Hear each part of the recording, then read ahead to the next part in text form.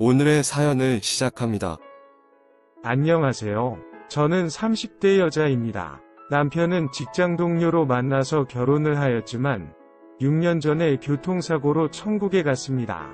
그래서 혼자 살고 있습니다. 처음에는 갑작스레 혼자가 되니 어떻게 살아야 하나 막막하기도 하고 죽은 남편이 너무 보고 싶어서 울기만 했습니다. 마음의 안정을 찾기 위해 몇 개월 동안 휴직을 하였지만 저는 슬픔에서 회복하지 못했고 집은 물론이고 같이 다니던 회사 근처만 가도 남편 생각에 하염없이 눈물만 흘렸습니다. 결국 퇴사를 하고 같이 살던 집도 정리한 채 아무런 연고도 없는 조용한 시골 동네로 무작정 이사를 갔습니다. 그렇게 제가 이사간 집은 어느 정도 텃밭도 있는 작고 오래된 농가주택입니다. 한 번도 농사를 지어본 적은 없지만 남편이 나중에 늙으면 귀농하고 싶다는 말이 생각나서 이사한 집입니다. 이사 온 첫날부터 잡념이 들지 않도록 눈에 보이는 대로 일하기 시작했습니다. 방법이 맞고 틀리고는 중요하지 않았습니다. 그냥 그렇게 해야만 제가 숨도 쉬고 살 수 있을 것 같았습니다. 인터넷으로 배운 엉터리 기술로 혼자서 밭도 갈고 이것저것 심어도 보고 대부분이 죽거나 썩는 등 실패하였지만 제 기준에는 나름의 성공으로 농작물을 얻기도 하였습니다.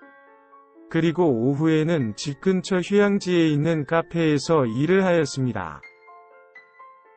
언제까지 경제활동도 하지 않은 채 지낼 수만은 없으니까요. 현실적인 문제들은 제가 처한 상황을 고려해주지 않았습니다. 그렇게 몇 개월째 정신없이 살던 중이었습니다. 카페 마감을 끝내고 자전거를 타고 귀가하는데 동네 어르신께서 제가 사는 집을 가리키시면서 여기 사는 처자가 제가 맞자고 물어보셨습니다. 저를 한번 쳐다보고 집을 한번 쳐다보고 다시 한번 저를 한번 쳐다보고 다시 한번 집을 쳐다보시더니 그냥 가시는 것이었습니다. 이상한 어르신이라고 생각을 하고서는 집에 들어와서 씻고 서둘러서 밥을 챙겨 먹었습니다.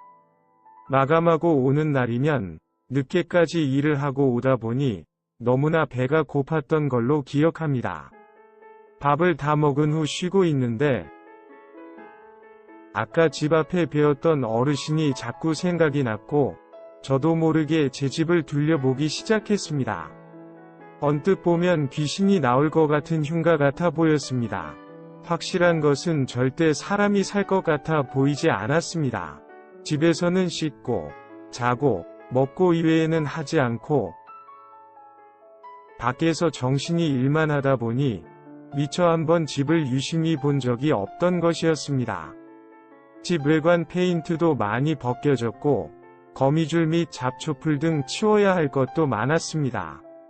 게다가 집안에는 제 캐리어 가방 2개에서 나온 짐들이 전부였고 작은 밥상도 하나 없이 휑하였습니다. 다음날 쉬기도 하고 밤에 일을 해야 덥지 않기에 일단 당장 할 수 있는 풀도 베고 거미줄도 제거하고 이곳저곳 청소도 하고 잠을 잤습니다. 다음날 페인트와 벽지 등 사와서 작업을 하는데 이런 것들을 처음 해봐서 그런 건지 혼자 해서 그런 건지 집이 더 엉망이 되고 있었습니다. 결국 동네 인테리어 가게에 도움을 좀 받으려 갔습니다. 20대 중반의 훤칠한 외모를 가진 남자 사장님이셨습니다. 직원분인 줄 알고 사장님을 찾았지만 본인이 사장 맞다면서 친절하게 대해주었습니다.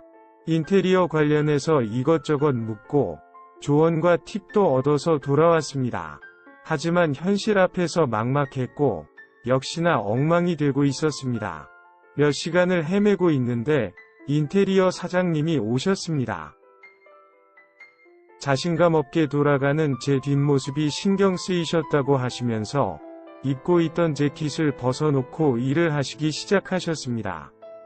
이 정도 작업이면 돈을 받고 해주는 것이 맞지만 저한테 관심이 있어서 시원한 냉커피 한 잔에 해주는 거라며 더운 데서 일하는데 냉커피도 한 잔 안 줄 거냐고 장난을 걸어오는데 귀여워 보였습니다.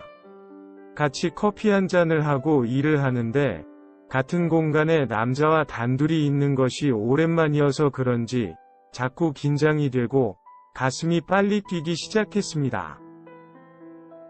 일하는 것에 집중하지 못하고 슬쩍슬쩍 그 젊은 사장님을 쳐다보면서 저는 더 많은 실수를 하게 되었고, 훤칠한 외모를 가진 사장님께서 하루만 도와주면 될 줄 알았는데 안 되겠다면서 내일 다시 오겠다면서 본인 집으로 가버렸습니다. 널찍한 어깨와 탄탄한 복근까지 그날 저녁 너무 설레어서 잠도 제대로 못 잤습니다. 다음날 오기로 한 약속 시간이 다가오자 괜히 또 저는 설레기 시작했고 어제보다 더 화장에 신경을 쓰고 기다리고 있었습니다. 얼마 지나지 않아 그 젊은 남자 사장님은 오셨고 저는 기다렸다는 듯이 냉커피 한 잔을 주면서 오늘도 잘 부탁한다고 인사를 드렸습니다. 정말 어제 처음 본 사이인데도 괜찮은 남자라고 생각이 들어서 그런지 간혹 눈이 서로 마주치면 얼마나 부끄럽고 쑥스럽던지 얼굴이 화끈거렸습니다. 물건도 나르고 같이 벽지도 붙이다 보니 자연스럽게 몸이 포개지는 상황이 종종 발생이 되었고 사장님의 긴장한 숨소리에 저는 그 사장님도 저와 같은 마음이라는 것을 알 수 있었습니다. 공사는 저녁까지 이어질 상황이었고 저는 저녁밥을 준비하면서 자연스럽게 술도 한잔할 수 있는 메뉴로 준비하였습니다. 그리고 술도 같이 꺼내놓았습니다. 피곤해서 술 한잔 마시면서 해야겠다며 마시는 사장님의 말에 저도 맞장구를 쳐주며 같이 마셨습니다.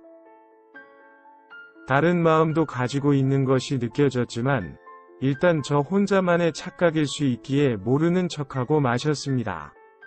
한두 잔 마시면서 저녁을 먹다 보니 술도 오르고 몸도 피곤하니 사람이 점점 더 지치고 처지기 시작했습니다.